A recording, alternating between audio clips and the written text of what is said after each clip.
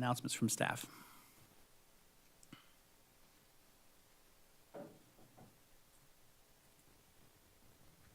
None at this time. Wonderful, thank you. We'll move to a roll call of board members, followed by staff. Paul Wilzinski. Greg Allen. Andy Ball, Carol McCrory. and we do have Catherine Morsani, who is scheduled for today. She'll be here in a few minutes, and staff. We do have two staff that are out in the hall. They'll be here with us shortly, but Savannah Glantz. And Griffin Kearns. Thank you so much. We'll move to a roll call of board members. Sorry, not a roll call of board members, we should do that. How about an approval of meeting minutes? We've got an email from staff containing minutes from the regular March meeting and the meeting last week that was a special meeting on the 2nd of April. Upon reviewing those, any kind of corrections or comments or a motion? One comment. I, for one, like brevity, but I did not see any recording of questions that the board had posed to the applicant in the most recent meeting minutes. Again, they were short, they're brief, which I like, but there were some critical questions that were asked that were not documented in the meeting minutes. Okay. Just an observation that it's somewhere in the, my opinion, somewhere in the middle of everything or nothing in terms of interaction between the board and the applicant or the witnesses. Okay. Should we take that, that set of minutes from last week then and postpone consideration to next meeting to go through that and make sure everything's reflected? My primary reason I'm raising it would be because of the Emma case. Yeah. And if everyone who was at the last Emma case would be present at the next Emma case, I don't think it's as big an issue, Mr. Chair, but if there are others, that's why I'm raising that question. Any thoughts from staff on this, or?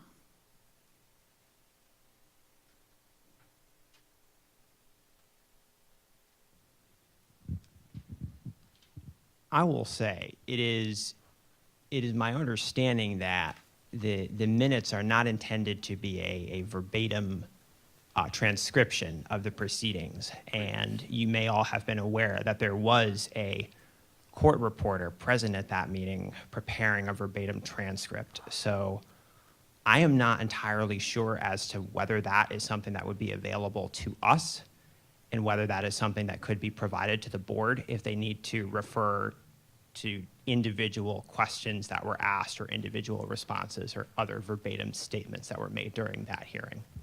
We also have the video of, That is correct. It Of the was meeting. recorded on video. okay. So if we feel like the minutes reflected the overall nature of what was discussed and didn't leave any kind of major topics out. No, I agree. Again, it's just Okay. a matter of those that come, if we have another seat warmer for the next meeting. Yeah. I think we'll have to circulate the video at that point, Okay. if we do have that situation occur. So, is there a motion on those? Motion to approve? There's a motion to approve. Is there a second? Second. Thank you. All those in favor, please say aye. Aye. Any opposed, nay? Thank you. That passes. Those minutes are approved. Welcome, Catherine. How are you? Good. There you go. At this time, we'll move to disclosure of ex parte communications or conflicts of interest. Any member of any board exercising quasi-judicial functions pursuant to this chapter of NC General Statutes shall not participate in or vote on any quasi-judicial matter in a manner that would violate any person's constitutional rights to an impartial decision-maker. Impermissible violations of due process include, but are not limited to, a member having a fixed opinion prior to the hearing that is not susceptible to change, undisclosed ex parte communication, close familial, business relationship, or other associational relationship with an affected person, or a financial interest in the outcome of the matter. And on that note, we will move to Joel to start that out. No. No. No. No. Catherine Morsani, no. No. No. Thank you. At this time, before we move to our public hearings, we want to clarify that this hearing is a quasi-judicial evidentiary hearing. That means similar to a court hearing. State law sets specific procedures and rules concerning how this board must make its decisions. This board's discretion is limited. We must base our decision upon competent, relevant, and substantial evidence in the record. Our decisions must be constrained by the standards in the zoning ordinance and based upon the facts presented. If you'll be speaking as a witness today, please focus on the facts and standards and not personal preference or opinion. General witness testimony is limited to facts and not opinions. For certain topics, however, this board does need to hear opinion testimony from expert witnesses. Those topics include projections about impacts on property values and projections about impacts of increased traffic. Any individuals providing expert opinion must be qualified as experts in those areas. And we'll issue a blanket reminder to board and to staff and to members of the public, if you'll silence your devices you might have brought for ease of hearing. At this time, we'll move to our public hearing slate. Let's go one by one, unless we have a.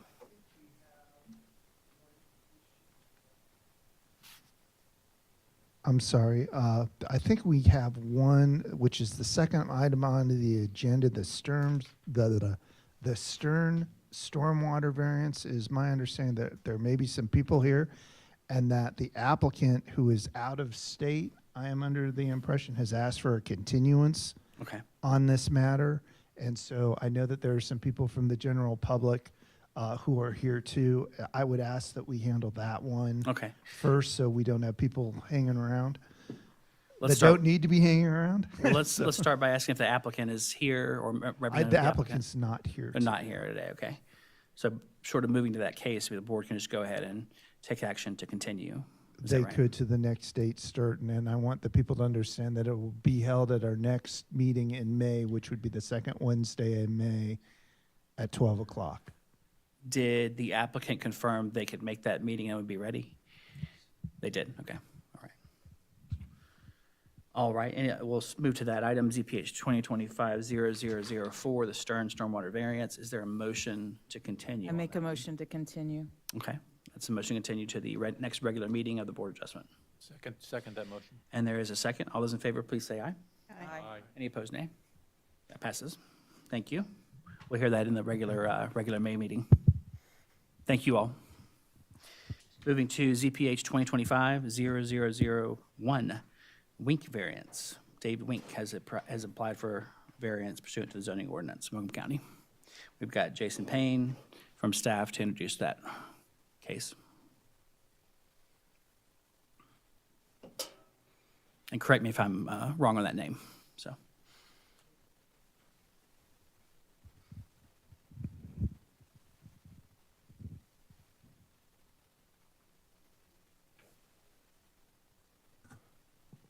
I'm sorry, just bear with me one moment.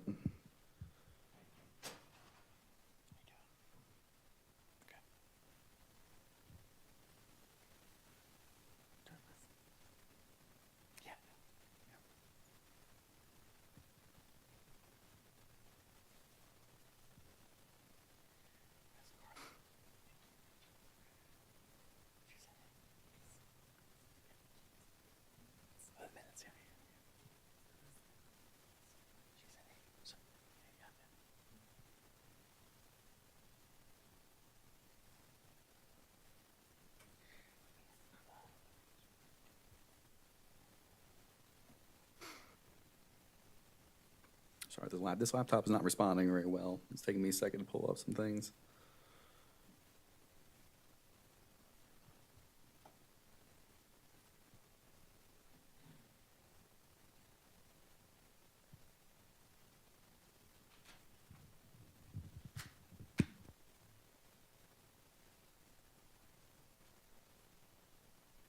Okay.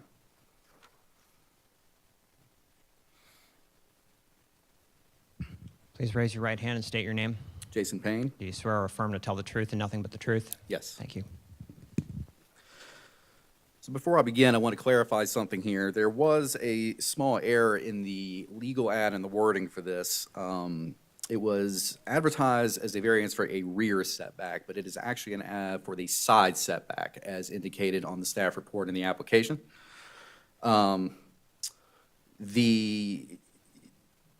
The amount varied is actually less on the side than it would be at the rear. So this is actually asking for less than what was advertised. In that there is no change in what's section in the zoning ordinance is being modified. There's no change in that. It's still the dimensional table, things like that. So with that, we consulted with county legal, and they are comfortable moving forward as long as the applicant is comfortable with it. Mr. Weinke has decided that he would like to move forward today on that, even if there was any sort of discrepancy in that. So does anyone have any questions concerning this before I move on? Are there immediate property owners to the side that would have potentially viewed the public notice and come to the conclusion that they were not impacted? So it's the same boundary. It's just, remember, setbacks are relative to the building. So the side setback and the rear setback is the same line as far as this is going. Does that make The sense? same setback distance. It is Oh, a this is the different exact setback same. distance. The rear setback would be 20 feet, the side setback is 10 feet. However, the distance off the line is the same, but the variance would be less because it's a less requirement on the side. There is a separate rear line and a separate side line, yeah? Or are they the same line, It is the same line in this case. like triangular or something? Like, So it was submitted as, if you look at, there's a submitted survey, which I do have pulled up here. So the surveyor lines, when they do it, it's not relative to the building. It's like a property rear setback, which is always the opposite of whatever the frontage would be on accessing. However, when we do setbacks for structures in Buncombe County, that's not what we base it on. It's based on the position of the building. So setbacks are always relative to the building. So if you looked at this survey, if you didn't know anything else, you would kind of assume that that was the rear of that building because it is the opposite of the frontage on that. But because the proposal has the front door and the front facade on the southern part of the building, that makes that eastern side a side setback, not a rear setback. The rear would be to the north. So that's the difference. My question is related to, it was a public notice, and the public notice was technically not accurate, technically, It had incorrect description, correct? and but the public relied upon that information, and if there's a member of the public that in theory could be a party withstanding, if they recognize that it was an error and that they were a party withstanding. So that's where I'm going. Is there somebody out there that this information may have misled them to believe that they weren't interested in this case when in fact they may be? I can't answer that question because again, it's the description doesn't, the description was not incorrect on what property line this is off of. The property line is, it's the same line. The correct information was on the application, which was available to the public. It was available in the staff report, which is available to the public. So it was only the description on the website there, and then my understanding, the legal ad simply had which setback would apply. But again, that doesn't change it. But I can't answer those hypotheticals. Just to clarify, this is for a building that already exists. Correct. This is a building that already exists, that's pre-existing, that is seeking to be converted into a dwelling unit. And it's not going to change the dimensions of the building once it's converted. Yes, yeah, the building's already there. So let me, yeah, I'll also confirm that as well. looking at the survey, I agree that there's a limited possibility that anybody could have thought that and been confused, and so I think we should proceed. If you- Yeah, my concern is resolved. Okay. Thank you so much, Jason. Okay. So with the legal department being comfortable moving forward and the applicant comfortable moving forward, I will say that I do certify that this public hearing was properly noticed and all applicable parties were notified of the meeting in accordance with general statutes and county code. I ask that all applicant and staff materials be accepted into the record as evidence. Hearing no objection, so accepted. All right, so this is the review of ZPH 2025-00001, the Weinke variance. The applicant and owner of the property is Mr. David Weinke. The property is located at 31 Twin Brooks Road. The total acreage of this property is 1.08 acres. Although this survey here is showing a potential subdivision, this lot is not subdivided as of yet. the subdivision is not relevant to this variance. Let's see here. The property is serviced by septic and City of Asheville water, is zoned R1. So the applicant, again, has sought a variance to the zoning ordinance in section 78-642 to allow a variance of the dimensional requirements for setback because the front door of this garage, when it is going to be converted into a dwelling unit, is going to be on the south side of that building. That would mean the southern side is the front, meaning that those western, eastern sides would be sides. So that is the side setback. The side setback is going to be 10 feet under normal conditions for that. And as you can see in the survey, the building exists at 4.95 feet. Actually, I think that's all that I have. Do you have any questions?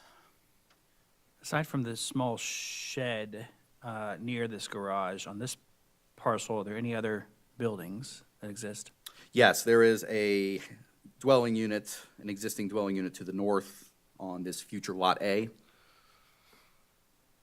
So because this is an unsubdivided parcel, we have the house, that small shed, this detached garage, and its small shed. This plat is proposed then? This is a proposed plat, yes. Okay. And the plan, I guess we can hear from the applicant, but the plans for Lot C are what? The plans for Lot B for this, so that existing detached garage is to be converted into a single-family dwelling unit. In doing so, they would have to conform with setback standards for dwelling units. Got it. So that's where this came to be. And any plans on building for Lot C? We'll have the applicant Okay. answer that. That's Okay. not being considered at this time for any variance. Sure. Questions from the board for staff? Thank you so much. Thank you. Mr. Wenke? Yes, come on. Approach over here and we'll swear you in.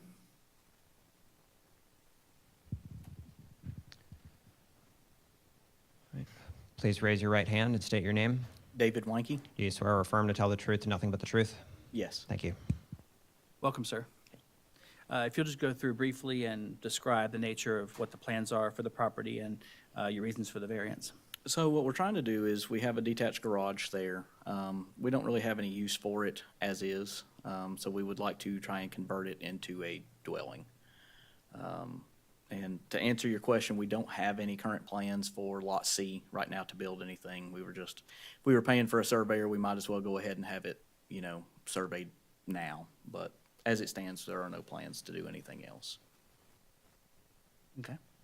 And the reason for the variance, or your reasoning for the variance? The garage was built before the setbacks were in place, and I inherited the property as is. And that's just, it's just a little too short on the side there. Okay. And what was the reasoning for dividing, in this proposed plat, to divide into 3 lots, rather than keep it as a whole? Currently, the mortgage company did not want 2 dwellings on one property. I had spoken to them and they said it would be better to subdivide and have each home on its own parcel. But I'm not opposed to keeping it to one, to be honest with you. So there'll be a note on the former garage to be a single-family residence on that build? Yes. Okay, gotcha. Questions from the board for the applicant? Yeah, on the converted garage, are the parameters going to be the same, the building? Yes, they will remain the same. Everything, as far as exterior, other than adding windows, but square footage will stay the same. Okay. And remain a single story. Correct.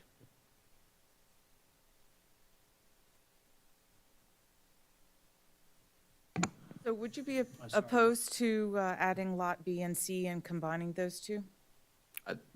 That would not bother me, no.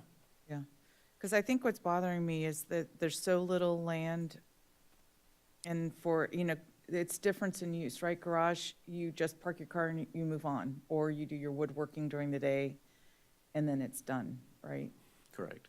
But it's like, to make a house, for the garage and then have lot C and make another house. That's, I don't know, that's just problematic to me. Joel? Yeah, question, so you build the new house there, you still have the setback problem as where the garage is now? Well, I don't plan on building a new house right Plan now. to convert it. I'm gonna convert the current garage Oh, to a dwelling. so, are you converting the garage or tearing down the garage? No, converting the garage as Just is. converting the garage, okay, because I thought it mentioned, okay, convert, okay. Was I thought it mentioned on the hardship tearing down the garage, but may be incorrect in that. So in that same line of questioning, can you speak to how you'd be affected if the board did not find that you had a legitimate variance and voted it down? How would that impact you uniquely? What would be the hardship there? I don't really have a lot of use for the structure as is. Just wouldn't really be able to do anything with it. Just kind of would sit vacant and not really have a use for it. Okay. But theoretically, if you did stick with this division that's proposed, you could build a house elsewhere on Lot B and elsewhere on Lot C, yeah? Theoretically. If you were to tear down the garage, yes. Right, But okay. As it stands, I think the garage would be in the way. So that would be the only way to fix it, would be to demolish the garage and then rebuild in the setbacks. Okay. Yes, Joel? So tearing down the garage, is that part of the hardship, the cost of tearing down the garage? It would be if this was not granted, yes. Have you figured out what it would cost to tear down the garage? I have not. How big is the space of the garage you're looking to redo it to? It will be, I've got it written down here, 1,120 square feet. This is exactly. I know, well, I'm just trying to understand what was the number. I don't have it on hand. 1120, thank you.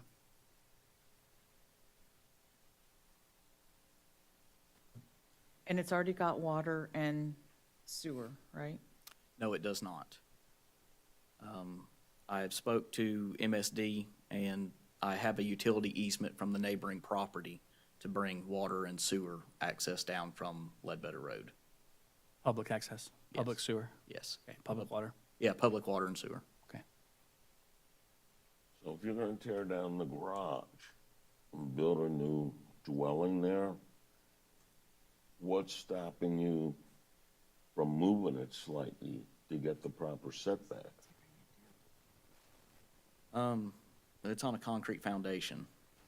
So you use the same foundation? Correct. That's what I would like to do, is use the same foundation, just convert it as is into a dwelling instead of having to tear it down, tear up the concrete just to move it 5 feet over and rebuild, essentially. I got a question for staff. How do you interpret you tear something down but leave the same foundation? They're not doing it. He's not tearing it down. What's that? Building in the shell, You're not tearing anything down, No, just converting it? just converting. Okay. okay. Other thoughts, questions?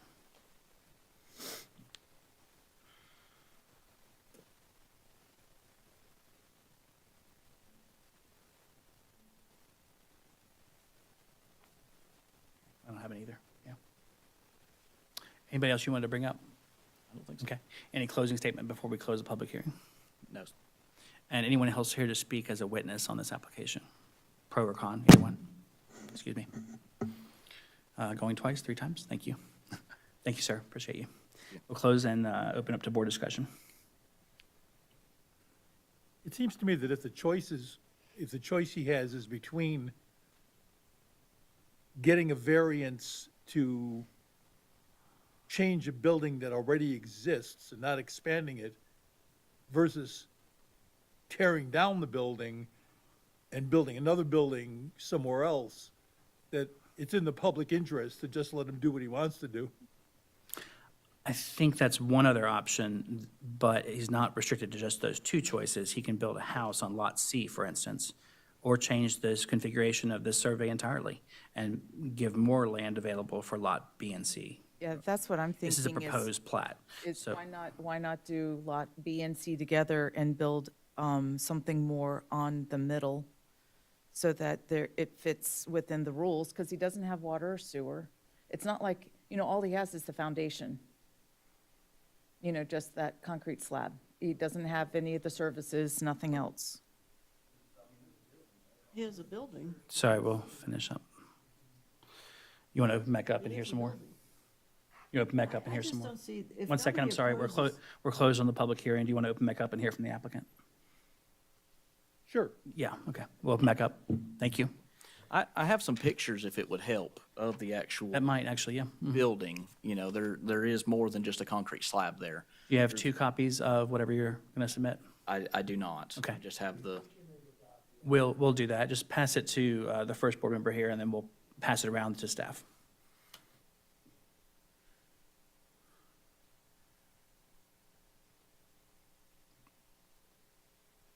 yeah, there's, an actual structure here already, roof, walls, floor, everything is there Okay. currently.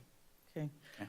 So I really am not understanding the hardship on why you can't, combine the lots, do something different, have that building and another building on the rest of the 0.4 acres.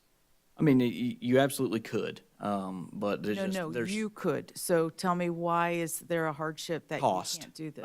It would be a lot more expensive to start over. If I already have a structure that's standing that I don't have any use for, I feel it would be a lot better to use this space instead of either leaving it vacant or just starting over with a complete new build. I think we understand collectively what the choices are here. And the board's faced with a situation like this every once in a while. I mean, it happens pretty often, actually, but there are criteria the board has to consider in granting a variance, and that has to be particular to your property and to your situation. And we have to determine whether those criteria exist here. So that's what we're doing. Let's have our attorney go through those 4, if you would, if you have it in front of you. We're scrolling to it.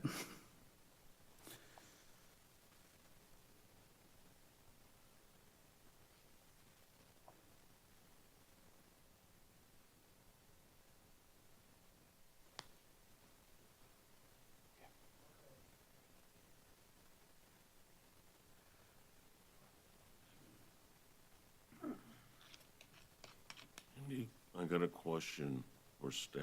Let's have them answer this first question first, and then we'll get to that.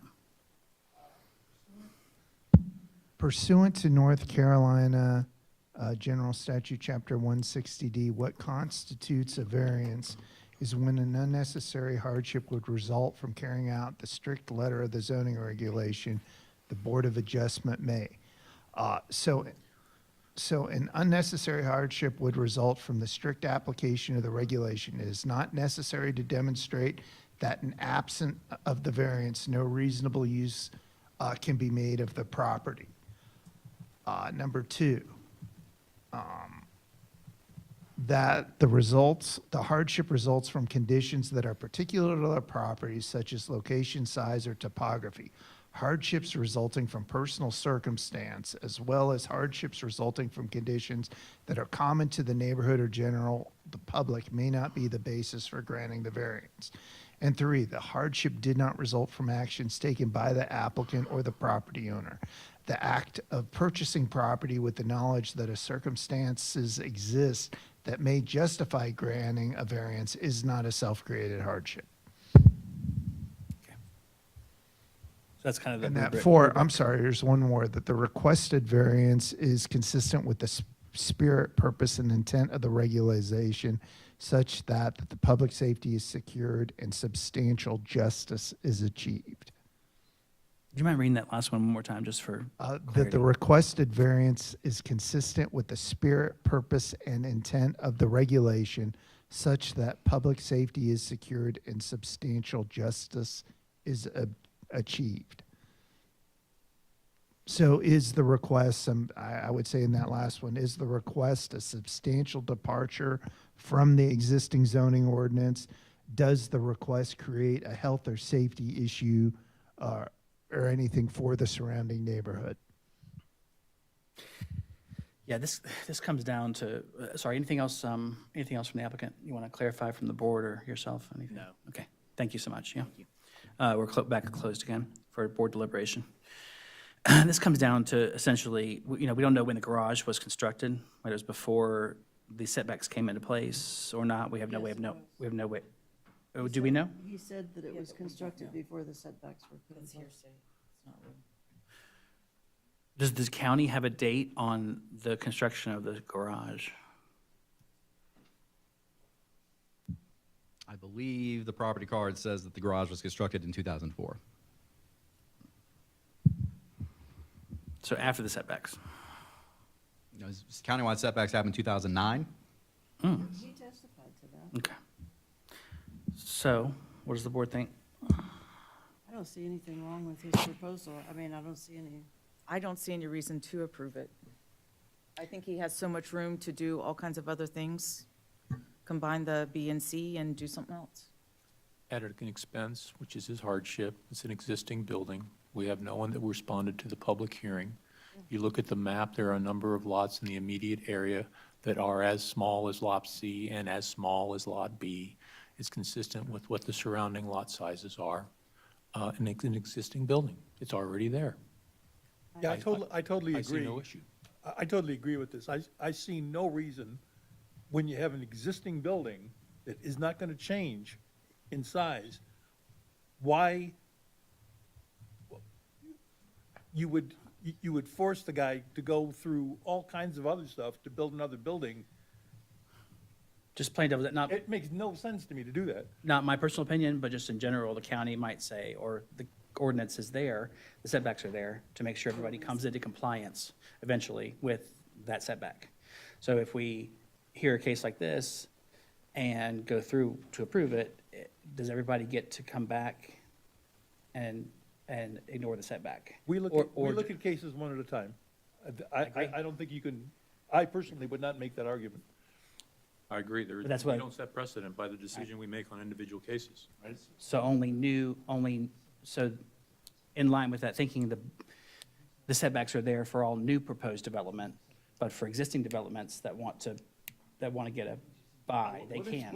I wouldn't make any assumption, all I would do is look at this one particular case. I wouldn't make any I- assumptions as to what, So in looking at this one particular case, what's the hardship that he faces? Yeah, I'm not understanding the hardship. We've got to find a reason to approve it. That falls in line with the ordinance, and that's, It's financial. It's the cost associated financial- with, But it's self-creating. It's a it's a self-created hardship, a It's a financial hardship. self-creating hardship.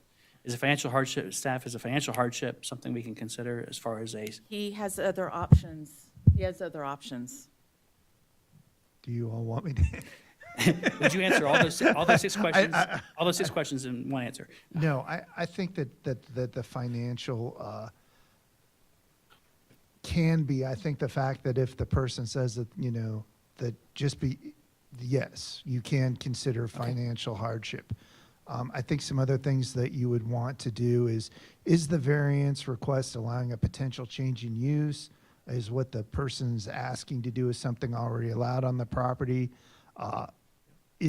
So that would be one thing. And then also, how significant is the variance request to the existing ordinance? Are they asking for some huge change from the existing ordinance, or is this something relatively minor?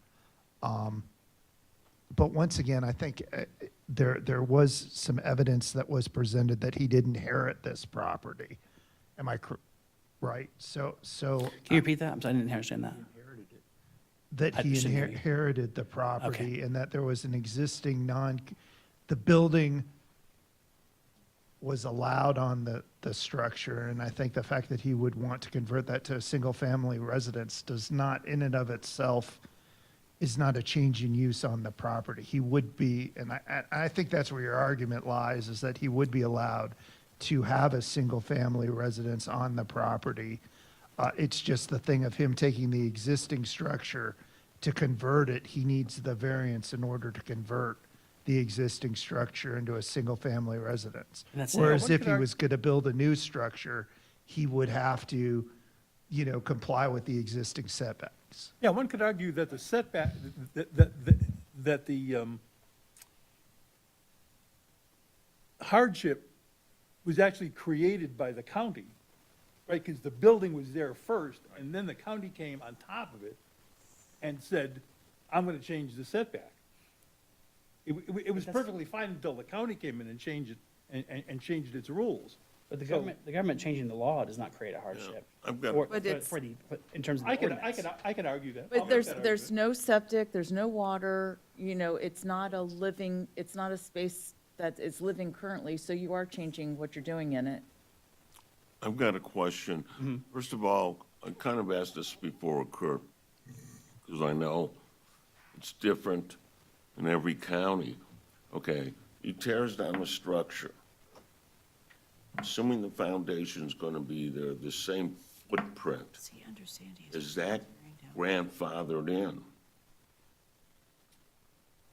Since it was built before the zoning was implemented? Well, I think in this case, this is, and correct me if I'm wrong, there's no primary residence on this property. This is sort of this would be considered an accessory structure, garage. Am I correct? Yeah. This property is not currently subdivided. So on the survey, you can see there's an existing primary dwelling there on the northern part of the Okay. property. So this would be an accessory structure, This is an existing accessory detached garage on the same parcel as the primary structure. and even the accessory structure would still have to comply with the setback if he was going to build a new. If a new accessory structure was built, it would have to apply with accessory structure setbacks, correct? So usually when there's a non-conforming use, if you tear it down or whatnot and you're going to rebuild it, you would have to comply. You would have to comply with the zoning ordinance. But if you're just making minor repairs to a non-conforming use, as long as you don't exceed a certain threshold, you're allowed to do that and keep the same use. So if you wanted to repair the accessory structure, that wouldn't be an issue. But tearing it down and building a single-family residence would be a change. Or building it in the same footprint. Yes. Yeah. Would the county's position be that a garage structure like this being rehabbed to a single-family home, would that be an increase in the nonconformity? Would that be a worsening of the nonconformity? Well, I think the whole purpose is to try to get the property to make it Right. conforming, and that's one of the reasons for the variance request. And that kind of, the questions posed back to the board then, Is to can they basically- build another house on this that conforms? And the answer is yes. Yeah. So that's Well, and the question for the board. I And think. then also looking at it is, okay, there's Lot B, Lot C, so is there going to be a house built on Lot C? That's another question. It's kind of And- a secondary for me, but yes. But we aren't looking at things on Lot B and Lot C. We are looking at Well, this I'm looking- building on this property as it Yes. currently exists. I'm looking at Lot B, and it's tiny, 0.2 acres, and there's no water yet. There's not a lot of services there. It's non-conforming, and so Carol says it's nothing. It's 4 feet away from the line, not the 20 that it's supposed to be. No, it's supposed to be 10. Okay, or even 10, it's still, it's just 4.95, not yeah. there. I don't know. I feel like it's self-inflicting. I feel like it's, I feel like the county inflicted it by changing I feel like whoever created the house is the one who created the the problem. house was created before the county changed the line.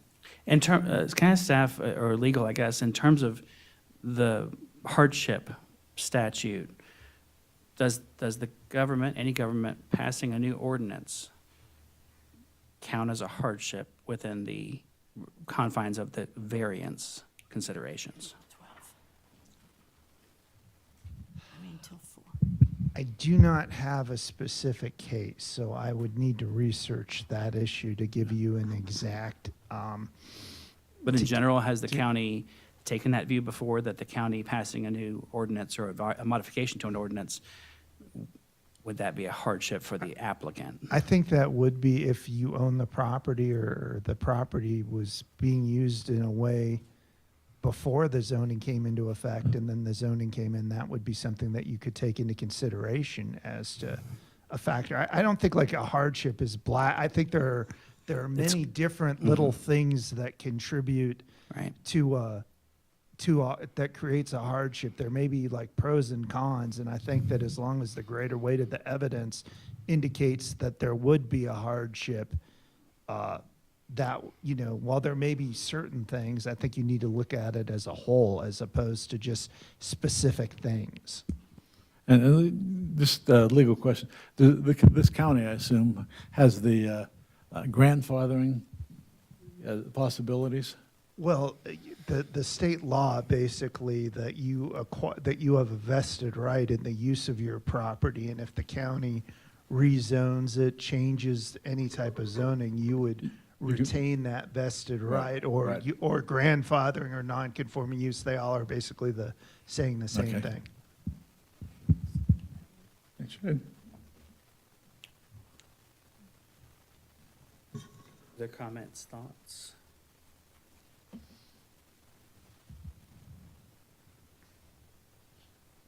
It's a tough one, I think, because common sense, you know, you would want, it's sustainable, common sense sort of approach to allow you know, in the same footprint with the same foundation, to allow a conversion from a garage to a single-family home. But the ordinance does require the board to consider the variance pieces here, those 4 criteria, and I'm just. cannot find, I'm looking for a reason, I cannot find a reason that within that to permit it. So he can, you know, he ultimately, to build another single-family home on this property, if that's the goal, he could build possibly 2 or 3, depending on water and sewer availability, just dividing it different ways. And those can be built on any other part of the property than what's proposed within setbacks. I just would caution the board not to focus on what he might do in the future. I think the whole question is whether whether there's a hardship resulting in him wanting to convert this building from a accessory structure to a single family, and hence the need for the variance to comply with the zoning ordinance. Right, and if there's any problem with the garage location being a single-family residence, kind of is our consideration here. I just find it problematic so many ways. I'd like to call the question. Second. Let's call the question and let's do that. Is there a motion on approval?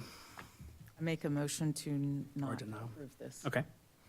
There is a variance, there's a motion chart I don't have to it. Is it right there by people down. Carol? Why don't we consider the motion to deny, and then we can work on because that's usually a lot more difficult. Do you, can you Sure. pass that? But if that motion doesn't pass, then we could feasibly Okay. move. Okay. Mr. Chair, based upon the evidence presented to this board, including the following exhibits, the petitioner's application, the submitted site plan, the GIS maps, the staff report testimony presented at the hearing, I move that this board to adopt the following findings of fact: that this matter was properly advertised, is within the board's jurisdiction, and is ripe for consideration.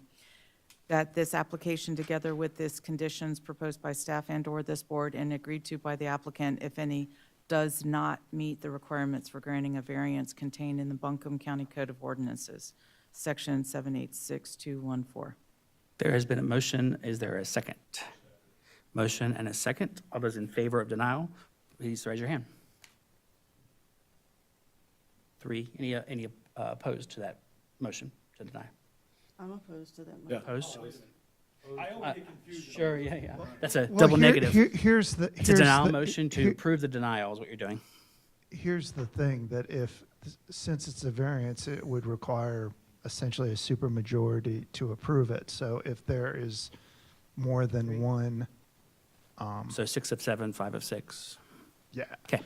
So- Yeah, we know, yeah. So if there are two, We still have to get a vote on the record, so, yeah.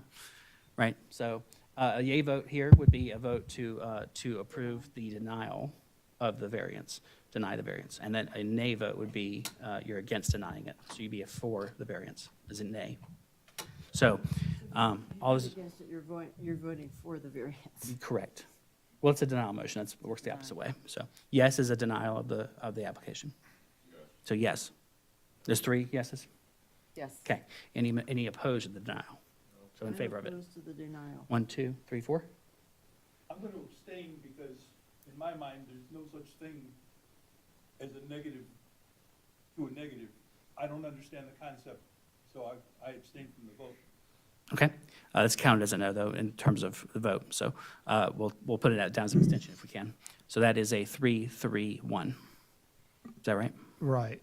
Okay. So So that does fail, but So it fails. All right, so based upon the foregoing findings of fact and for the reasons set forth therein, I move that the requested variance be denied and that staff be instructed to draft the order consistent with this motion, denying the permit for review and execution by the chair, acting chair, or such person's designee on behalf of the board. So if I can ask you specifically, in our order, it says that the unnecessary hardship would not result from a strict application of the zoning ordinance. Would that be the ground for that? I think so because I'll go through that in the proposed order if that's the direction that you all want to go. I think so, but the reasoning I heard was that the applicant is not restricted from building a single-family home on the other portion of the property. It's not the only location. Right, you don't find a hardship. And there's a motion to deny. All those in favor of denying, please raise your hand. Aye. Aye. Any opposed? 1, 2, 3. Same vote? And I refuse to vote on this. I abstain because I don't have any idea what denying a negative motion means in the English language, so I abstain. Okay. 3-3-1 on that. I have a motion. Yes, please. Based upon the foregoing findings of fact and for reasons set forth therein, I move that the requested special use permit be approved and that the order approving the permit be adopted and executed as presented. Are you trying to make a positive motion, affirmative motion to pass the variance? Yeah, I Yes. think they've already denied But the variance. denied So, it. so The- clarify, Kurt, what that, The But fa- he's not understanding it, otherwise he would vote to approve it.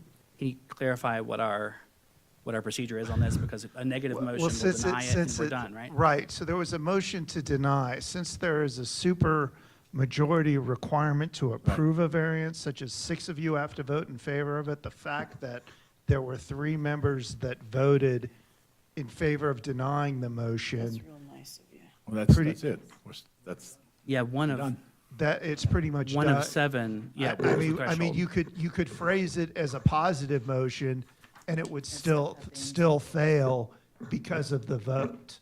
So I think we're We good. have the I same don't- motion on our procedure. rules of Carol, I procedure. don't think you need to make a positive motion in this case for it to be accurately reflected, but I do appreciate you doing so. Yeah, that's right. Yeah.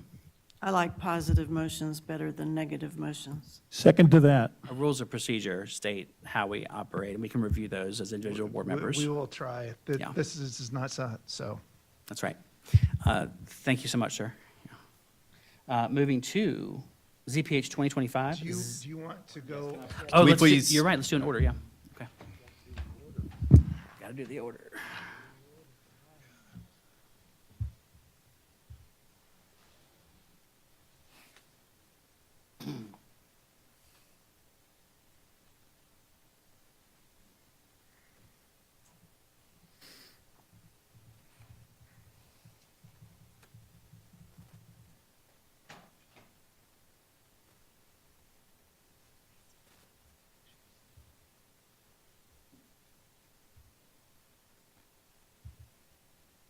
All right, so this, I'm gonna do the check boxes as we go, and I'm just gonna ask for or for the 3 that voted to make sure that you all are agree. So,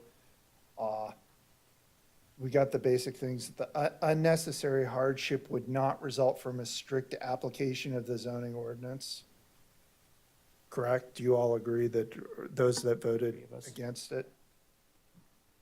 Do you also say that the hardship does not result from conditions particular to this property? Correct. That the hardship did not result from actions taken by the applicant or property owner, or did? Did not. So, okay. And that the requested variance is or is not consistent with the spirit, intent of the zoning ordinance? It's not. Okay? And since there's that does not satisfy the requirements, and that, that the ordinance, or that the variance application is denied. Yes. All right?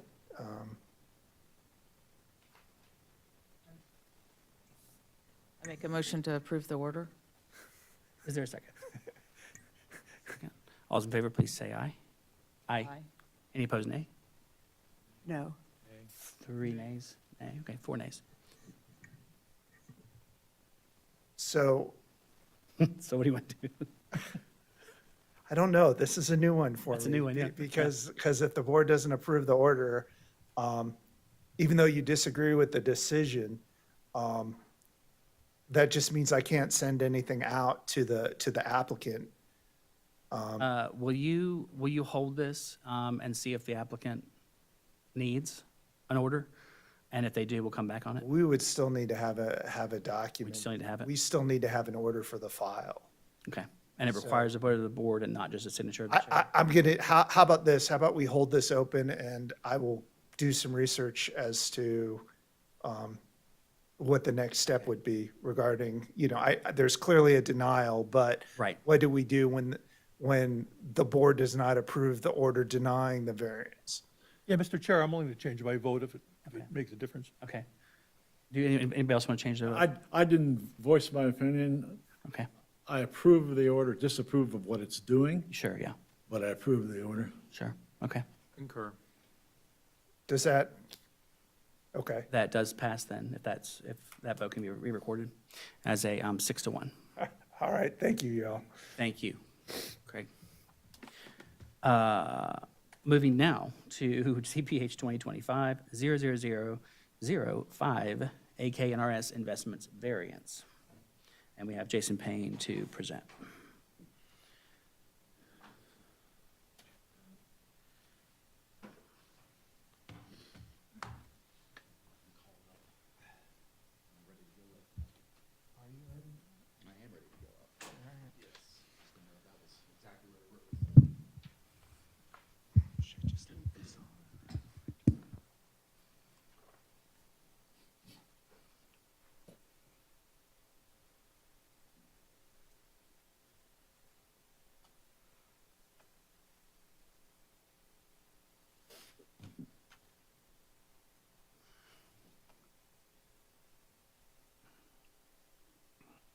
Sorry, just give me a moment to pull up the site plan.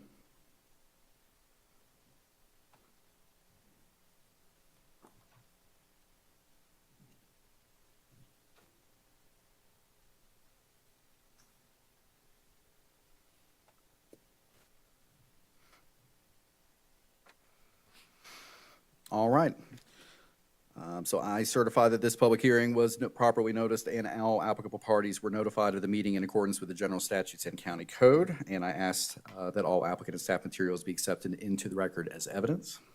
Hearing no objections, so accepted. This is the review of ZPH 2025-00005, the AK and RS Investments Variance. The applicant is Wes Stroop. The property is located at 88 Underwood Road. This is on the border of the county with Henderson County there at the town of Fletcher limits. The total acreage of the property is 0.34 acres. The property is serviced by MSD and City of Asheville Water, and it is zoned EMP, that is Employment District. The applicant has applied for a variance to the zoning ordinance, section 78-642, to allow various setbacks to be reduced here. It's on 3 out of 4 sides. So I will go over them here. So let me orient this a little differently. Trying to get north up. And the mouse is still being very jerky, excuse me.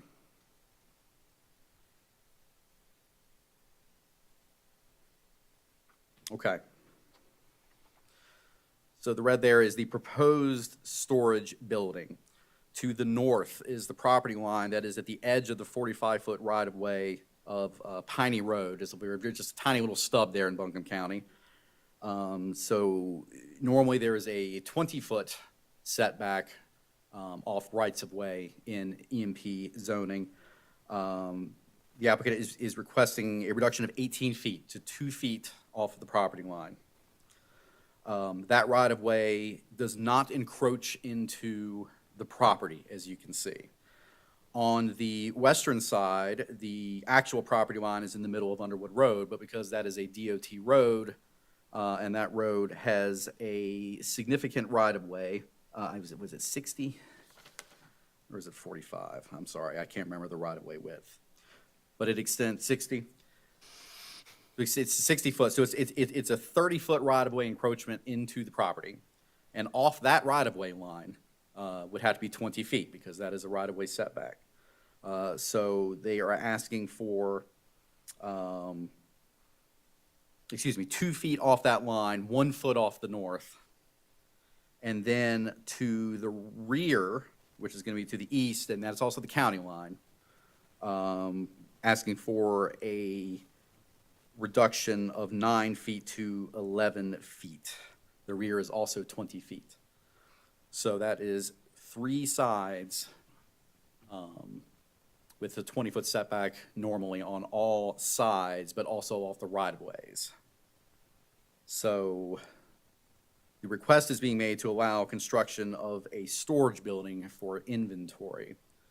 So do you have any questions? And this one's a little bit complicated, so. Yes. This is the only real map besides the GIS that we have on this, the colored map here where you're showing on the. Correct, yes. I guess the next question would be where the green shaded area where it says NCDOT right-of-way, Yes. that's part of the property, yes? It is part of the property, correct. So if there's a 20-foot setback on that road, the lower road, I've got it oriented the other way, so the left-hand road next to that NCDOT right-of-way, if there's a 20-foot setback and that's 18 feet, why is there a 2-foot setback being, They're seeking to be 2 feet off the right-of-way line. but not the property boundary? No, because the property boundary on DOT, on rights-of-way is irrelevant to setback, because the setback is off the right-of-way line, not off the property line. Then can we review the setbacks on each side here? Yes. Yeah, thank you.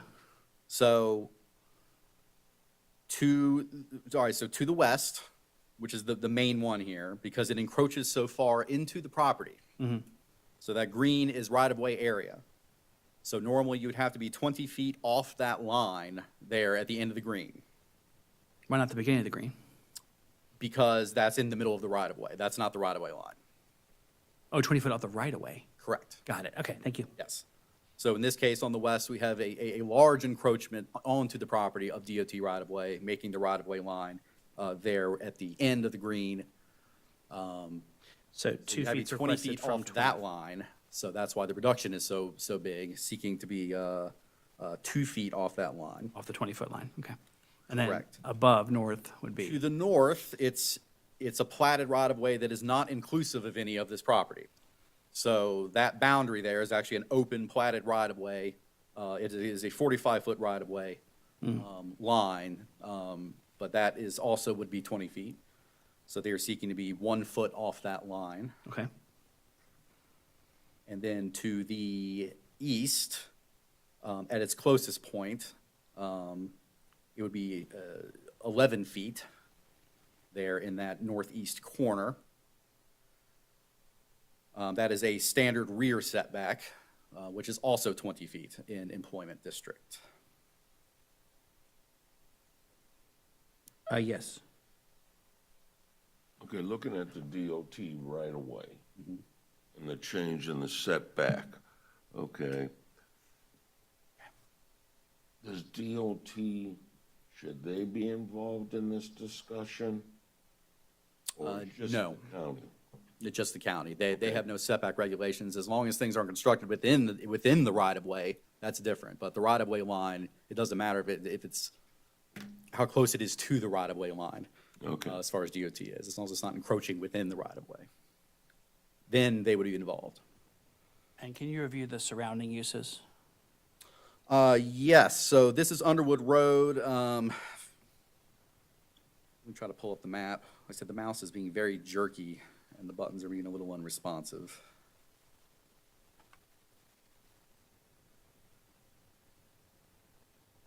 So here's the map. It is close to the airport.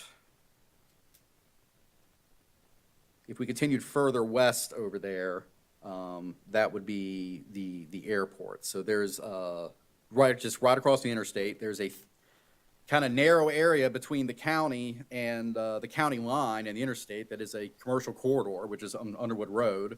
You can see all the commercial activity right there. On this side of the road, in Buncombe County side, there is commercial just to the south of this property on an adjoining property. There on the corner is residential, and then in the town of Fletcher, it is all residential.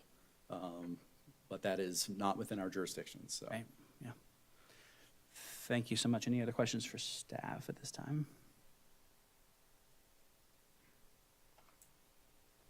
Hearing none, thank you so much. Thank you.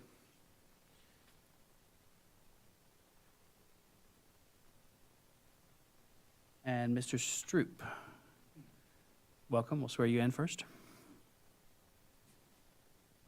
All right, please raise your right hand and state your name. Wes Stroop. Do you swear or affirm to tell the truth and nothing but the truth? Yes. Thank you. Welcome again, sir. Yeah, thank you. We'll ask you to just kind of summarize the application, what your goal is here, and then what the criteria for the variance that you Okay. qualify for. Thank you guys for hearing this today. Long story short, I purchased the property about a year ago with the intention of moving my business over there, which is,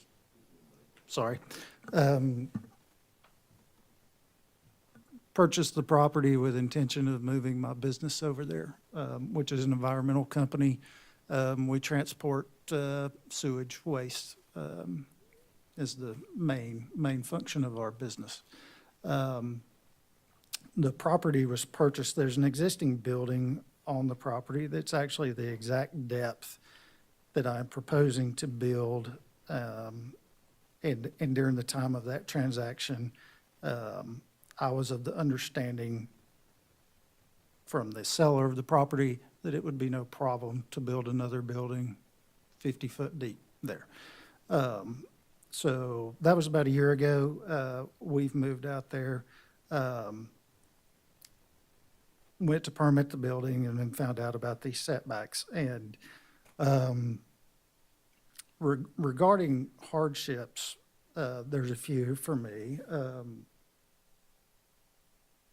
The first one would be is if the existing setbacks are applied to the fullest extent, then I can't make any reasonable use of that property. Because DOT immediately takes 30 feet of it. Then Buncombe County takes 20. And then 20 off of the rear property line. That leaves me a sliver approximately 18 feet wide on that property that I could do something with.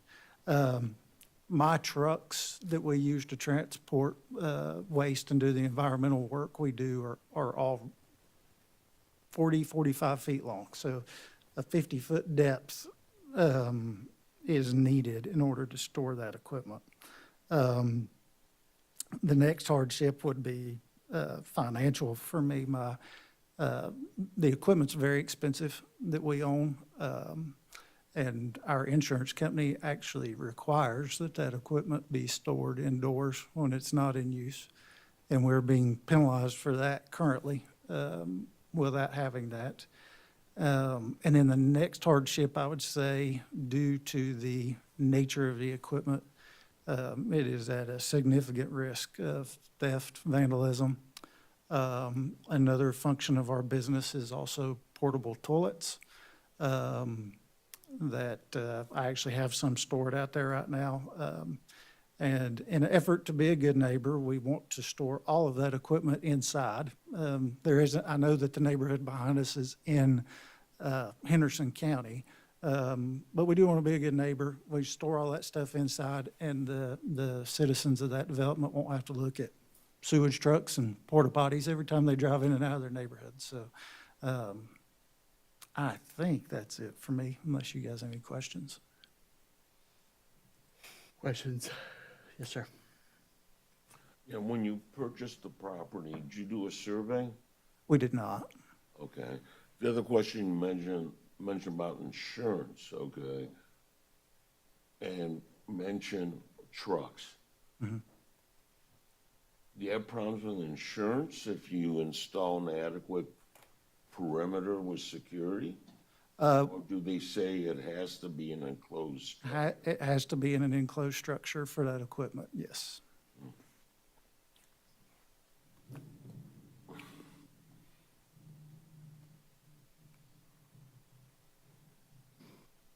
Other questions? Yeah, do you have any other properties that you're able to store this, this equipment on? Not at this time. We did before, bought the property about a year ago, and then have been moving everything over there. The only other property that we have any of our equipment stored right now is actually residential, and we really want to get it out of there as soon as possible. What about building a smaller building that would actually fit within the requirements? A building that would actually meet the existing requirements, I couldn't even bring one of my vehicles into it. If I built a structure there that met the existing setbacks, would not even be big enough for me to use.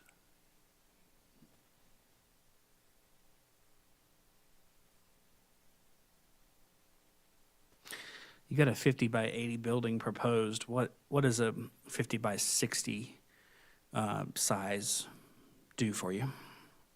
Could you squeeze and make things work in a smaller capacity? 50 by 80 is. Coming off the northern line I'm seeing here, it's coming again, there's a 1 foot setback requested on the north side. What about pushing that back and doing a 50 by 60, for instance? 50 by 80 is kind of my minimum that I need to make everything work. That's a number I came up with after really trying to figure out how I can pack things and make this work. I was really wanting the building to be bigger, to make it work really well for us, but it's just 50 by 80 is in order for me to get everything secure, make sure neighbors aren't upset with having to drive by and look at Porta Johns and have all the equipment under roof. That's really what I need. And the existing building is on a slab and/or can't practically be moved, is that right? Yeah, it's a stick-built structure on a concrete slab. Okay.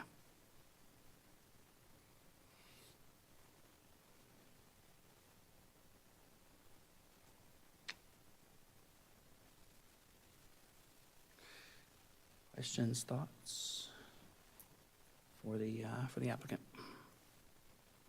While we're doing that, you bringing anybody else to speak on this application? I have a adjoining neighbor that owns commercial property beside me. I'm not sure if he wants to say anything real quick, but Did you want him to, there's a witness piece of things next that we can have people come and talk and speak for or against a project. Was that more appropriate now or? probably more appropriate for that. Okay, all right. Thank you. Anyone here wishing to assert standing on this application? Do you care to appear as a witness, to submit lay testimony, or do you have lay testimony? Okay, good. We'll call for that in just a second. Anybody else for standing? Okay.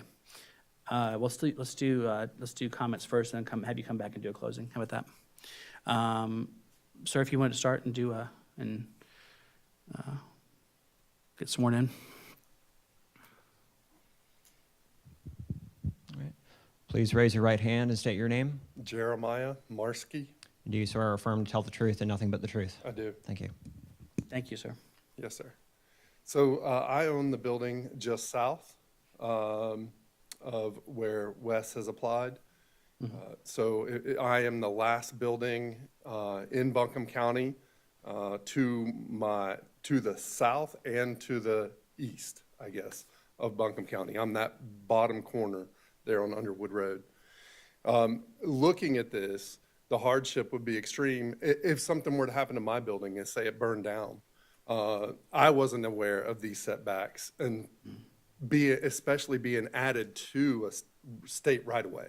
So you've got all of this land that you can't do anything with because you have a state right-of-way and then the added to setback from that right-of-way.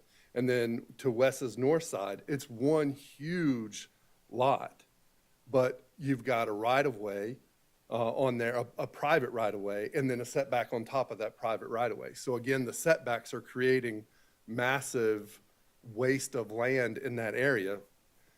Being a real estate agent, we're always taught to try to make best use, highest use case of any real estate property, right? Highest use case is almost never vacant land, and especially being in an employment district. The setbacks on the back line and then the front line and then the sideline from everything make these lots unusable to anybody with the current setbacks. So that would mean that we're advocating for lowest and worst case use of land for these two lots, basically. He's the one that applied. I didn't even know this stuff existed until he ran into hardship rebuilding. So my business is a office building, just straight office building, right to the south. For me, it would be much more beneficial to have a nice building to my left as opposed to pump trucks and porta-johns. So I definitely have a vested interest in seeing this approved as highest best use case of the land and the neighbor and increasing property values. Thank you so much. Yeah. Any questions? Questions? Yes, ma'am. Well, if you'll approach up there in the dais and we'll, or down here, either one. Yeah. Up here's better. Yeah. And we'll swear you in. Okay. Please raise your right hand and state your name. Sharon Welch. Do you swear or affirm to tell the truth and nothing but the truth? Absolutely. Okay. Yes. Welcome, ma'am. Thank you for being here. Thank you. Before you start, thank you, that's what I was going to ask. My aunt's name is Sharon Welsh, actually. No, it's funny. You may go ahead. Any comments for or against? Yes, please. Thank you.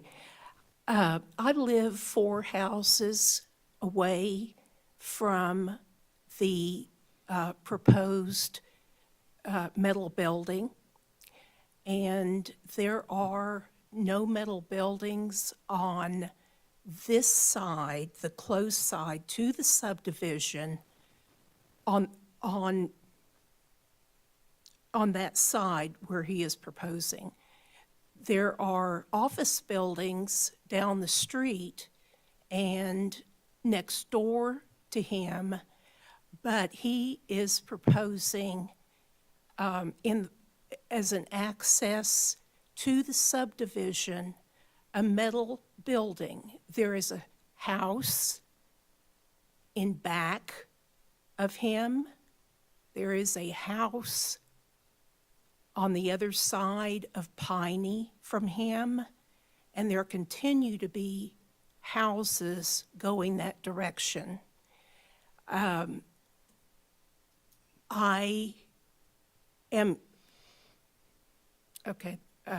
My concern is that how do we know as neighbors, how do we know that filled porta pots aren't going into the warehouse, and the smell would overtake the neighborhood of houses. And the houses are on extra large lots, which is rare, especially in new builds.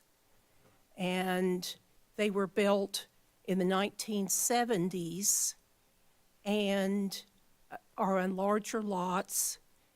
And the value of one in the neighborhood just sold for right under $600,000. So it is not a cheap neighborhood, and its proximity, close to the airport, close to the freeway, is a selling point. And so we're talking about a metal building as an entrance to the neighborhood, which is only houses. And the house in back of it will be covered up. Thank you. Do you mind to list your either address or the road you live on? Norman Road. Piney is a very short street. There are 2 houses on one side, 3 houses on the other side, because on one side, they bought 2 lots so that they could enjoy a large backyard. And supposing this use stays and it has a right to stay as it is with the trucks coming in and out as it is in open air, is that preferable in your mind to a building, having those trucks inside a building shrouded away from view? Well, I don't think all the trucks are going to be in the buildings. It is my understanding that the porta potties are going to be stored in the building. And I am concerned about this neighborhood that I live in being taken over by smell from the porta-johns. Can I ask if you've had a chance to discuss your concerns with the applicant? Yes, sir. Okay, thank you. Other board thoughts or questions? Did we establish that she's standing? No, it's just a witness. Mhm. Anybody else? Thank you so much for being here Thank you. today. Thank you. Anyone else speak as a witness? All right. Mr. Stroop.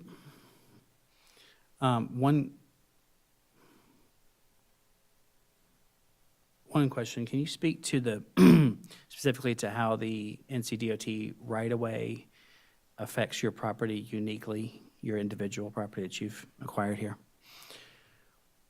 In more detail. Ask me that one more time, just some. Sure, yeah, thank you. The NCDOT right-of-way taking up most of the potential building area on your property. Can you speak to how that is a hardship for you in particular? The biggest hardship would be my ability to make reasonable use of my property with the unreasonable amount of space that right-of-way takes up on my property. And then when you include the county setback on top of that, it really, it takes up way more than 50% of that lot. Going along with that thought, but taking away the setbacks, just looking at the NCDOT right-of-way and your property individually, would you say that your property is of a certain small size in relation to your neighbors that are also affected by the right-of-way? Say that one more time. Would your property individually differ in size from your neighbors and be smaller, in fact, than your neighbors? The property to the south of me, which is Jeremiah that spoke, the buildings are about the same size. That would be the only other commercial property in Buncombe County that's close to me there. The other commercial properties in Buncombe County are actually much larger.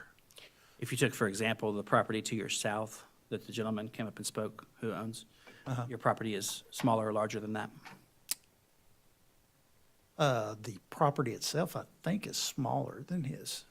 I think I'm 3/10, and I'm not sure what he is, but I think his property's a little larger. And your testimony today is that you've been impacted or negatively by that right away on your property due to the size? Yes. I think I've heard that. Any other questions? Yeah, I have a question. Mr. Stroop, back to the multicolored map that you have. Yes. If you look at it, to the left of the green space, running parallel to it is a solid line. Is that the edge of pavement? Hold that thought. Just, I'm gonna have to get Jason to pull that back up here. I don't have it in front of me. I think his property goes to the center line. Yeah, and I'm just trying to establish there's actually some asphalt in that green area on his property. Yeah.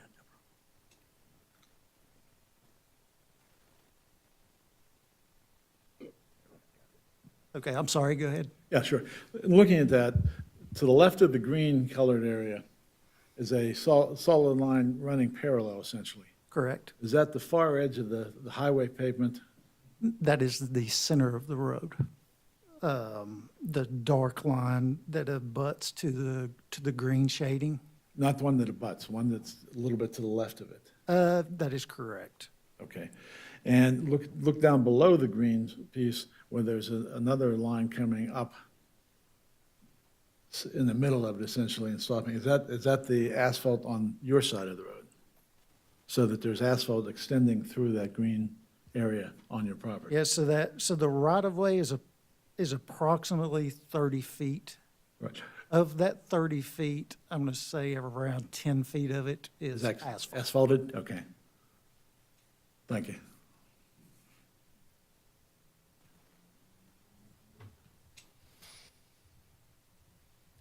Okay. Yes. You know when the last survey was done of the land? Or do you have a copy of the last survey? There should be one on file with the county. I don't have a copy of it, but it should be fairly easy to get. Okay, have you seen it? There's a recorded plat. Okay, I've briefly seen it, and I used a screenshot of it to make this drawing, actually. So you were aware from the last survey of the setbacks and everything? Ask me that one more time. Yeah, you said you seen the last survey? Or no? The plat, the recorded plat is all that I've seen. Is what you're showing us? Correct. Okay. And in that, the county setbacks are not in there. Okay, so were you aware of this before you bought the property? No, sir. I would not have purchased it had I have known this. Okay, any other thoughts before we close up? Other thoughts? Good. Thank you so much, sir. We appreciate you. We'll close public hearing and open up for board discussion, deliberation, and a motion. One thing that struck me was the testimony that if we did not grant the variance, he'd only be allowed to build a building that was 18 feet in depth.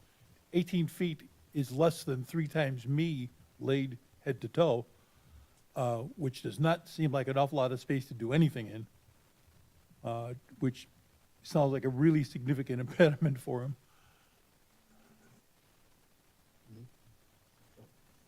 I think he's trying to do too much with the property that he has. And I don't think the highest and best use is this structure.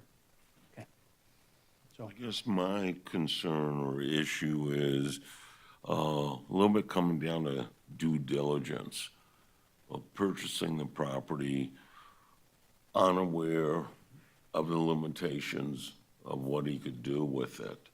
To me, that's almost a self-inflicted hardship. Yeah, the law basically states that if you purchase property knowing you may need a variance, there's a case that basically holds that should not be counted against you. That if you are purchasing property and you know that you may need a variance if you're purchasing the property, such as there's a setback issue or something like that, that you may need to, that is not considered a self-created hardship under the law. Nor would it be if you purchased a property and did not investigate via a survey. Yeah. Right, either way. I think the structure he's building, though, is creating a self-creating process, is creating the problem himself. He doesn't have to build that building. He could build it a different size. But what's he gonna do with a building that's 18 feet deep? Or less than 80 feet to the property line. It doesn't have to be 50 by 80 or 18 feet. It can be somewhere in between. So, And he could sell it and move to a different location. Right. I mean, it's, I just don't think it's the right, for what his objective is, if he needs a 50 by 80, I don't think this is the right property for that. other thoughts?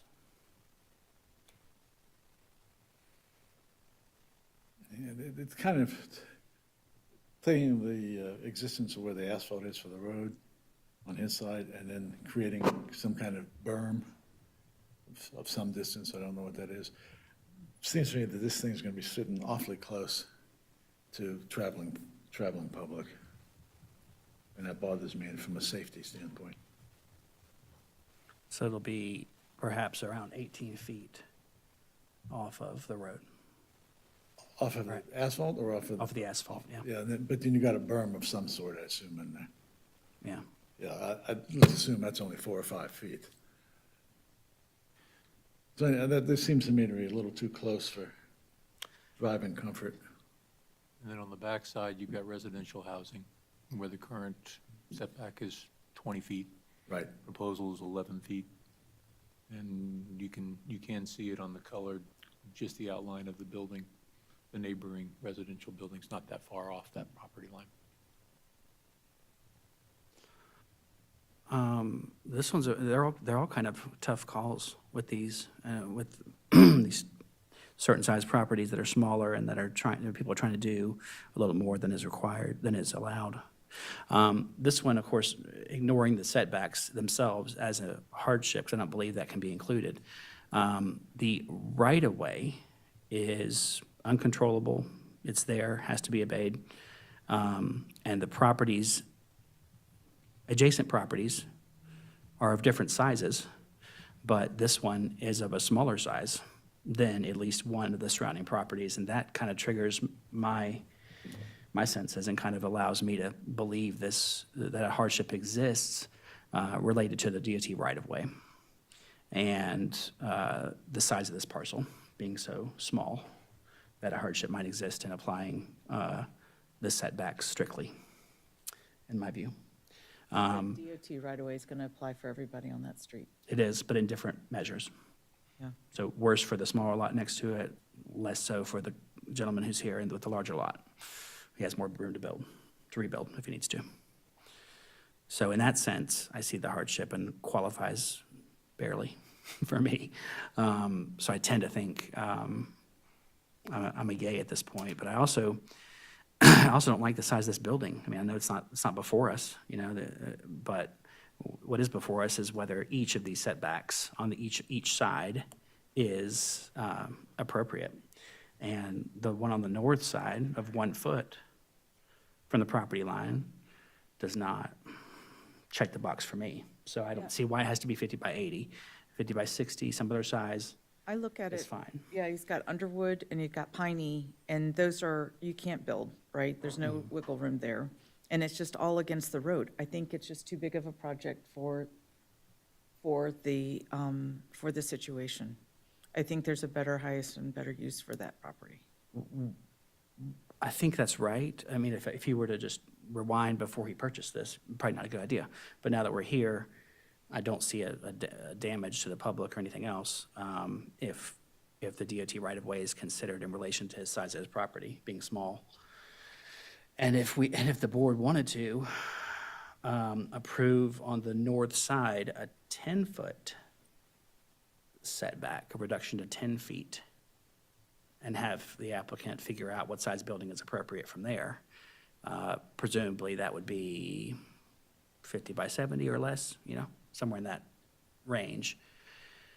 Staff, can we discuss and we need to ask the applicant for consent to approve a less severe variance than is requested? Well, I think that you have options, and I guess I was kind of talking to Savannah a little bit about, given the uncertainty, because basically in order for your variance to be approved, sir, you're going to need 6 members to vote in favor of your variance. And you can basically afford 1 person to dissent. However, if 2 people vote against your variance, you will not be able to, is it a 1 year? You would not be able to request another variance. So I think one of the options you may have is if you're still looking to do something on this property, you may want to ask for a continuance at this point in time and maybe based on some of the comments that you've heard today, possibly reconfigure what you're going to do. Does that? Yeah, that's certainly was an that option. kind of where you were? That's certainly an option. I was sort of floating, and we'll reopen so the applicant can talk with us here. But I was sort of floating a middle ground because I think that some members might be against the variance and some might be for it, inclined to be for it. And so if there's some room on your part to reduce the severity of that northern variance, maybe that sort of helps us out. I don't know if that's going to, but once we vote, we're done, so. Right. Well, so just off the cuff, while I was thinking, I can shift that building south towards the existing building. There's some footage there. I could shift that to get us over 10 feet off of that north line easy. Is there a requirement against the existing building, footage from structure to structure on this? There may be a fire code. I think normally you're supposed to have at least 20 feet. Once again, that may be a question. Well, we're not going to have that. But once again, I would caution that we do something on the fly. I think that if there is a thing if there's, let's say, more than 1 vote to deny the application, I would suggest that staff work with the applicant to try to come up with something to make sure that we consider that what he proposes would comply with all of our, and get the fire marshal and make sure that we're not doing something that we shouldn't. I'd rather let him continue and go look at options in the next month than to say no and have him have to wait another year. That I completely agree. That might involve a survey, it might not, but it definitely involve discussion with staff on how we can shoehorn this in if possible. I mean, the goal is to help you win, and right now, this isn't going to help you win. It's not clear right now, yeah. Yeah, and my business, we need the building to get around certainly the financial hardship that we're dealing with the insurance company, but we do want to be a good neighbor. I don't, we're not going to just pack up and go away because we can't have a building. I'm just going to have porta-johns, septic trucks sitting outside. And I know we already have some there now, but I have got to get a lot more equipment over there quickly. And the big part of that is, being a good neighbor. But we can certainly, if I need to go tweak this, come back in a month or whatever, we can absolutely do that, whatever. And I've just volunteered my reasoning personally on this, on the right-of-way in relation to the size of the property. That would be my reason for granting a variance at this point. But I don't know where the board is, and I can't guarantee that there won't be a different board sitting next time you come and appear, but that'll be where I am now, so. Does that make sense? Mr. Chair? Can I make a suggestion before we ask the applicant to ask us for a continuance? Assuming the applicant is able to shift that building such that he can do the 10 feet that you were discussing, could we get a straw vote on whether that would be enough to get the board to grant the variance? I would normally say that's a good idea, but in this case, there might be a different board sitting next month. So we don't know what that, that would maybe give it a false Yeah, but I'm impression. saying a don't false- postpone, I'm saying don't don't do a postpone it. continuance.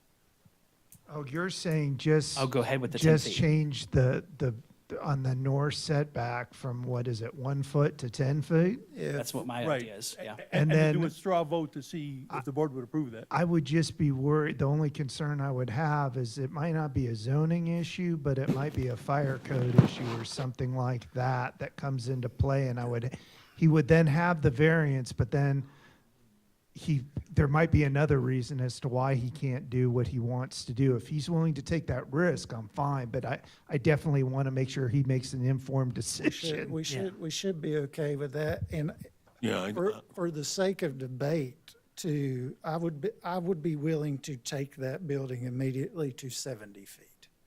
Yeah. I feel like I can make that. But if we approve something today like that, where it was a 10-foot reduction on the north side, and you moved forward and found out the fire marshal wouldn't allow, wouldn't permit, that wouldn't The sign thing is, off on he's saying he this. made the building 70 feet, so he's not moving the building. He's taking 10 feet off of the building. But we don't know if the fire marshal's seen this, right? We should be fine on that. You should be fine to wait, or if he'd be fine to, If it's a 70 by 50 building, as opposed, Yeah. then I don't know if there's any issue between the existing building and the proposed new structure. I would be fine taking that. yeah, risk. I think there should be a, yeah, just a minute here. Yeah, I think- Just to be clear, you would be fine taking the risk and approving the 10 feet today and having a ruling in hand and risking that it wouldn't go right with the fire marshal, or be okay waiting a month? But there's no fire marshal issue. Just a minute, I'm asking the applicant if they would be okay with which one? I don't know. I do not know what I don't know, and I would hate to have somebody, I just want to make sure people make an informed Because decision. then if the fire marshal didn't sign off, you had to come back. So And what do you I'm think? fine with the fire marshal working through that. And if he said it wasn't okay and you coming back the next month, would that be, We should be able to, we should be fine as far as the distance between the two structures. you think there's 20 feet between the proposed building? I'm not sure that it's 20 feet, number one. And number two, in the worst case scenario, we can make a breezeway connect the structures. It's now one structure, and Okay, thank you for that, yeah. we would be fine. Joel? yeah, I got a comment. Well, I support a continuance because it doesn't pass, then it's gonna cost you a year. And I don't think the board should kind of propose what he does with the property. Yeah. I think he's the one who's got to make the changes, and the setbacks may be better, but they still may not be what's in the ordinance, and that's why I feel he's the one who's got to make the proposal. We see it, then we could discuss it. That's why I support a continuance. Yeah, just to clarify something. When you say you're willing to make the length of the building 70 feet instead of 80 feet, Yes. you're saying, it is my understanding, and correct me if this is what you're saying, that you want to take 10 feet off of the north side so that there isn't any change on the other side. So the other side of the building is not getting any closer to the current building, right? Correct. And let me, So there's no fire marshal issue. Right, or there shouldn't There's a new be, building going up. right. And I think that you were still, and Which Paul, case you were there is a asking refute, for a straw vote, more or less, to see whether that proposal would even pass. And then if the straw vote, it wouldn't pass, then the applicant can make a motion to continue.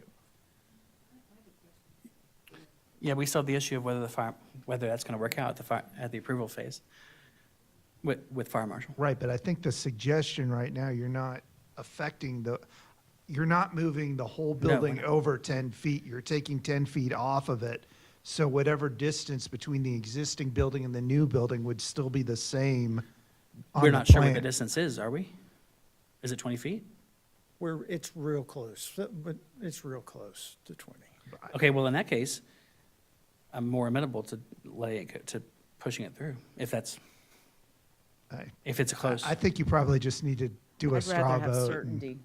I don't want, All right, like, let's go around. Yeah, Mr. Chair, can I ask Let's another go, let's question? go around first real quick, and then we'll do this. Yeah. No, Let's go back. Hold I on. understand, seriously, because I don't understand. The last applicant asked for you to cut the required space in half, and you said no. This applicant is saying he wants to cut the space in half, and it sounds like you're saying yes, so I'm not understanding. Thank you for asking that question. Absolutely. There's a clear difference there in that, in what I've articulated a few minutes ago, that the right-of-way, in this case, the DOT right-of-way, infringes on the property to a point, to the small property, to a point that there's a hardship for the applicant. The prior case, for instance, we can't really compare case to case, but the prior case did not have a hardship. There wasn't a hardship that I could find. So, sure, sure he could. That's right, but he can build a new single-family home on that property, right? Where does it say in the ordinance, where does it say in the ordinance you must be able, the property owner must be able to take an existing unfinished garage and convert it to a single-family home? There's no right to do that. No, but it would be significantly less expensive than building the same thing. That's a practical truth, but it's not within our ordinance. You had to find a hardship for every variance. I'm just in So- favor of applying the same standards to every case that comes before the board, so I don't think. I think me too, and staff is too, and that's what we've done here. There wasn't a hardship in the prior case that we could find. I'm happy to hear about any hardship, but we're done with that case, but there wasn't one. So this guy might have a hardship if the board agrees that the DOT right-of-way and the size of, in relation to the size of the lot being different from his neighbors, he's smaller than his neighbors. That impacts him differently than his neighbors. He's the only one affected in this particular way by that right-of-way. And therefore, he has a hardship. well, I would argue he's not the only one. He's just the one in front of us that's presenting the hardship. All of his That's right. neighbors on the street have the same hardship. They do, and that to a different degree, and it's the board's, if the guy on the north side came and asked, he'd have a lesser hardship. He had more of a hardship than this guy. He's a smaller lot. So your board would probably act the same way. On the south side, there's a larger lot. Where does the board draw the line? At that lot? Or do all these four on the street, would they all be required?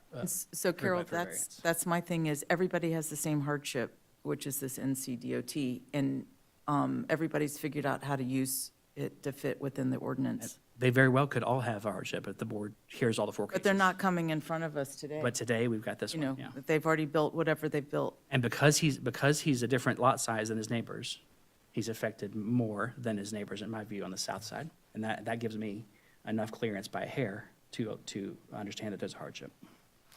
The setbacks, though, in the ordinance that we're discussing are not hardships, in my view. The size of the building in relationship to the size of the lot is within his Self-created. control. Self-created.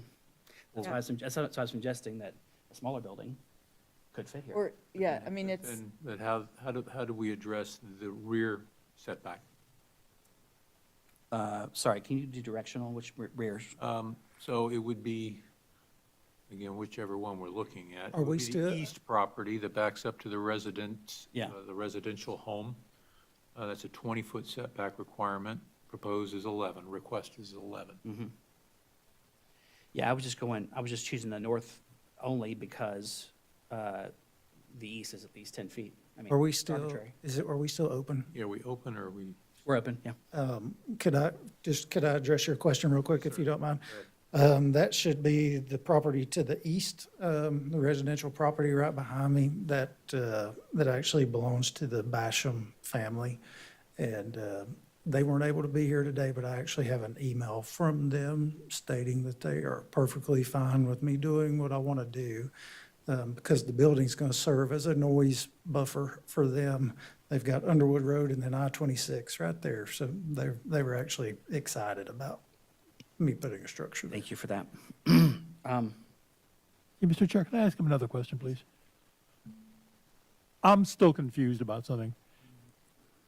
Assuming we granted the variance, just for the purpose of my question, and you built the building exactly the way you want to build it, okay, are you sure that there is no fire department problem with how far away you are from the other building? Yeah, we should be fine with that. Well, should be fine, I'm not sure should be fine is what I'm looking for. Worst case scenario, we will connect the structures if we have to make it one building. Is You will that, connect, is that you'll doable? connect to the office building? No, the office building's in neighborhood. To No, my, I'm my sorry, I'm existing talking about- structure. I'm talking, well, now I'm really confused. What's the issue with the fire department? It's his building versus the office Okay, building, let's have right? staff answer that. Do you want to go? Yeah, yes. So if I may, you have two questions going on, or I believe just one question going on here. You have the existing building on site, and he's proposing this new one. One question was distance between the buildings and fire code. I have confirmed with the fire marshal that it would be 20 foot between buildings to meet fire code. It can be closer with fire-rated construction, so that is an option. So should, again, to your point, grant the variance, and there becomes an issue, there is the option that a different fire rating is constructed if they can't meet the 20 feet. And from my understanding, he did discuss about connecting the two buildings, then that'd be one building. I can't answer if that's a different fire rating, but it is one building, so I don't think the separation would apply. I'm not a building inspector, so I can't confirm that, but that's my understanding. Okay, so then if he took 10 feet off of the north side of the building, that would have nothing to do with anything that would have to do with the fire department, right? We I don't So that know should the be a answer dead to that. issue. We don't know the answer. to I the really question. think he just needs to have time, a continuance to go home and do his homework and actually get certainty on, what are other options. This option is not a no-go for me. Yeah, Wait a minute, what other options are you thinking he should do? He can do whatever options he wants. Yeah. Build an amusement center? I mean, what is it that you think he's It's, gonna do? I don't care. Let him go and figure it out. It's his property. We're to go just figure it dealing out. with the setbacks, is all we're dealing with. And my concern was that since we've got a sketch here essentially, and not a survey, and that hasn't been through the process with the department, so we don't know what's possible and not really. Why does it have to be 50 by 80? Does it have to be a 10-foot, 11-foot setback? Or a Well, ask 1-foot the setback? applicant the question. He answered that. He said that's, I understood him to say, and there's someone else who would like to speak. I understood him to say that that's the minimum size that he needs. It's not relevant to the Yeah, the what you want, variance. Yeah, but why does it have to be 50 or 80? Because that's what he needs for his building. Not That's what he relevant. wants. That's what he wants. He's asking for variance for the setbacks. Does the setbacks need to be what they are proposed by the applicant? No, they don't need to be that severe to accomplish his use. The variance can be reduced and impact the surrounding neighbors less. Yeah? Right, which is what you want to do with the 10 feet on the north side, which is what he's willing to. Well, that's just an do. idea. If it can be 15, that's great. I mean, it doesn't have to be, it's 20 on each side. That's not feasible for what he wants to do. He can decide what's feasible, but that's not something we have a stake in or a hand in. Well, he already said that it's feasible to take 10 feet off of the length of the All we're building. saying, the argument here, the discussion here is about whether we should wait a month and continue the case to get the fire department's weigh But the in. fire, Yeah. there's no fire department issue. What is the fire department issue? 20 feet, Savannah just went through it. If I may weigh in, if taking 10 feet off of the north side of that building will get us across the finish line, I'll gladly do it. Yeah, thank you. And then I think we're clear on the fire marshal thing at this point, so. So the answer briefly, I think, was if he combines the buildings and makes it one building with a firewall, we don't know. If he doesn't do that, it's a 20-foot distance there.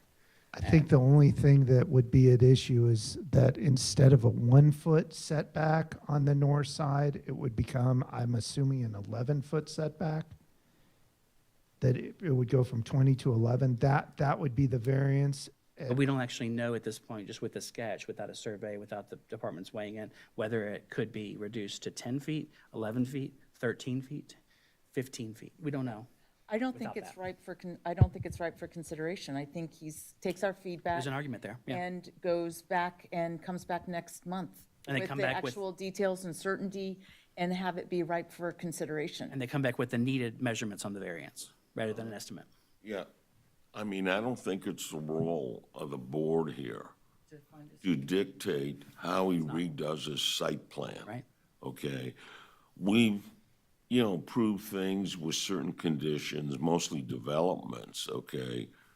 But, it's up to him to come back and probably have a survey done. So we have a document on record, okay, since he purchased the property. Okay. But I don't think it's the role of the board here, because if that's the case, then I want a new site map drawn up before we adjourn today. So, Yeah, so, and the applicant has said, by the way, that they're okay today proceeding with the 10-foot, or they're okay continuing to next month, as Catherine suggested. Other comments, thoughts? I agree with, let's let him come back with whatever his proposal is, based in part on what he's heard, today, and weigh that, and may very well get him over the threshold. I'm going to take that as a continuation motion. Is there a second? Well, if they want to do that. I hereby move to. Yeah, we don't know that he wants a continuation, right, or do we? You've testified that both are okay. Approval today at 10 feet and a continuation. Ultimately, if I can get across the finish line today, that is Okay, significantly let me ask better. specifically, are you However, okay with a continuation today to next month as well? If that's needed, yes. Okay. All right, I will move to continue this to the next meeting of the Board of Adjustment. There's a motion. Is there a second? Second. There's a motion and a second. Any discussion on that? Discussion is, I don't think this is right for consideration. Thank you for that. All those in favor, please say aye. Aye. Any opposed, nay? That passes. Thanks so much, sir. We'll see you next month. And anything else from staff today? Nope. Thank you. Anything else from the board? Make a move that we adjourn. Motion adjourned. Is there a second? Second. All those in favor, please say aye. Aye. Any opposed, nay? Thank you. We're adjourned.